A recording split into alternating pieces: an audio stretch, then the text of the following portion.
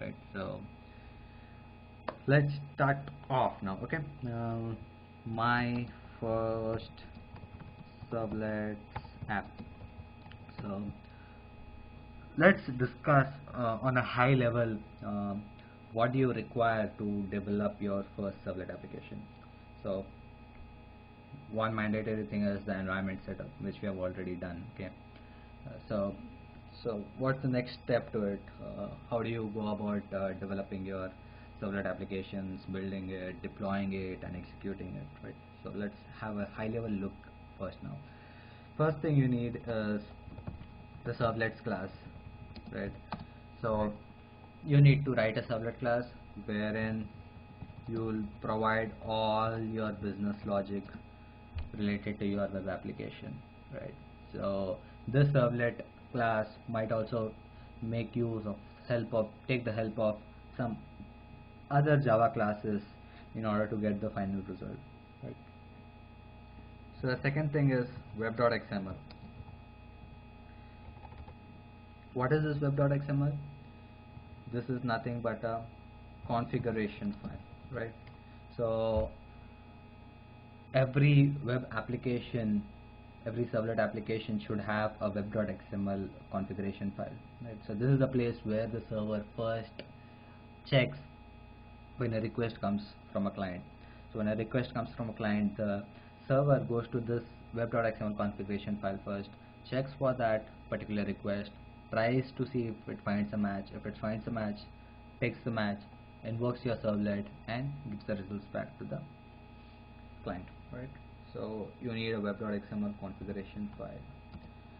So the third thing now is build.jar file, right? So you have the servlet class, you have the web.xml class, and what you need to do in order to deploy your application into a web server is build a jar file out of your classes and HTMLs, configuration file, all this. So you need to build a jar including the servlets class and the web.xml. And once you build the jar, you deploy that jar into the web server, right? So alright, so once you deploy it, your application is ready, and you can simply go ahead and enter the URL and execute your servlets application. Okay, so now let's have a look in detail how to go about performing all these 5 steps, right? Okay. So the first thing is writing your servlets class. Okay, so okay, let me tell you first what I'm trying to do in this first servlet application. What is the business logic I'm going to implement? So in my first servlet application, I'm simply going to print the text hello world to on the screen on the web page of the user, right? So when the user will enter the URL, the result of that would be a hello world text displayed on the web page. I wanted to make this first excuse me, I wanted to make this first application so simple because I would like you to concentrate more on the other things, like how do you uh, get all the pieces together, and how do you build your jar file, how you deploy it, and I would like you to concentrate more on how the code flows between the different methods of the classes, and in which order.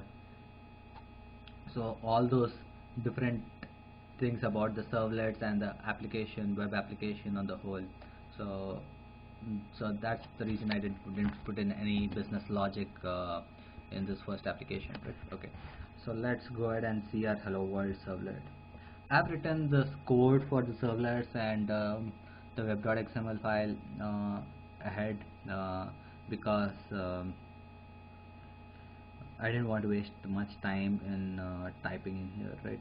And but I'll do my best to explain all the stuff which I've put in here.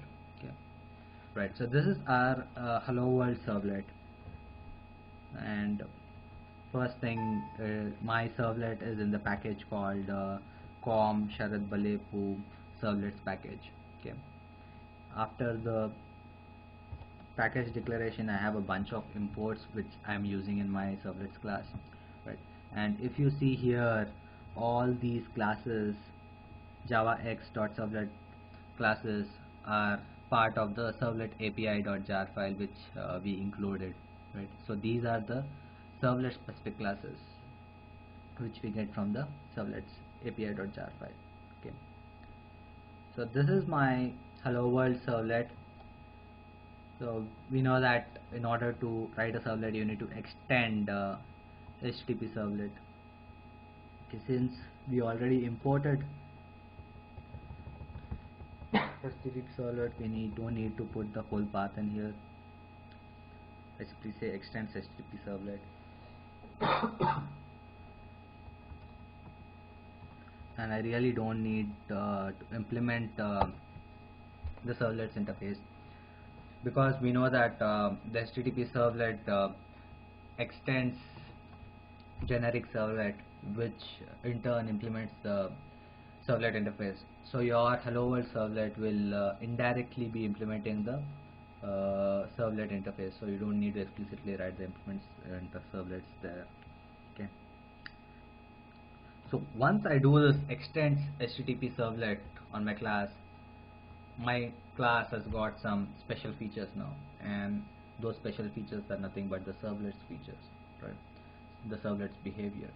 So until I put this, my class is any other simple class, but once I put this extends HTTP servlet, my class is a special class which has got the servlet's behavior in it. Okay. So I've written all the methods in this class, all the callback methods which we have discussed during a session: the init method, the service method, do get, do post, the destroy method. Right?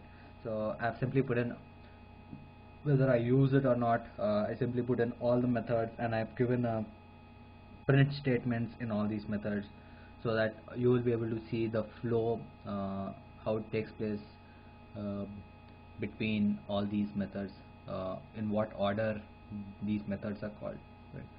So we have discussed earlier that we don't need a constructor to be declared in our servlets, right? So practically real time you don't put in a constructor in your servlet, because you won't be doing anything in the constructor as well.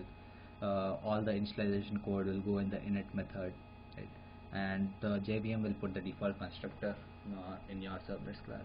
So I simply put in a system .out.println statement there in the constructor. Next, the init method. This is the place where all your initialization takes place. So if you had to make some initialization, like getting the connection to the database or any other stuff which you want to perform once in a servlet lifetime, right? You know that for every request that comes in a servlet, the service method is called, which in turn calls a do get or do post, but the init method is only called once when the servlet is loaded, right? So only one time initialization stuff you put in the init method. Next, we've got the service method. It takes in the parameters HTTP servlet request and HTTP servlet response, throws servlets exception and IO exception. Okay, so one thing, please make a note of it here. When you develop your servlet applications real time, you do not write the service method as well. In fact, you take the default implementation provided by the HTTP servlet. Again, I just put in here this method so that you'll be able to know the flow and when this method is called and how it is called. Okay, so I've just tried to emulate the logic which would have been written in the HTTP servlet, right? So the HTTP servlet class has a similar logic to this, but apart from this, there will be a lot of other code. But as of now, at this point of time, I'm only interested in do get or do push method, right? Because that's a place where I'm going to write my business logic. So I simply capture the type of method passed by the user, right? So I use the request.get method to determine what type of request the user had sent, the client has sent, right? And if it was of type get, I call the doGet method passing the request response objects, and if it was of type post, I simply call the doPost method passing in the request and response objects, right? So the only thing the service method is going to do is take in the request, check the type of request. If it was get, call the doGet method. If it was post, call the doPost method. And because in our first call we do not provide any method type, right, it takes the get by default, right? We've discussed that if there is no specific method provided, the default is get. So my do get method should be called now, right? So that's the reason I put in all my business logic in the do get method. Okay, so this is my do get method, which again takes the HTTP request and the HTTP response as the parameters, and I simply give a print statement here, saying that I'm in do get now. And one thing you'll have to make a note of is the content type. So I'm setting the content type to text HTML. So this is going to tell the client that the type of response I'm sending back to the client is of type HTML, right? And if you would have been sending a PDF document to a client, you would have simply said application/PDF, right? So, and I set this content type to the response, which will be sent back to the client, right?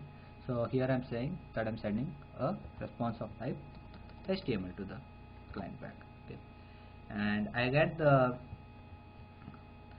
handle to the print writer object, and whatever I write to the print writer object will be displayed on my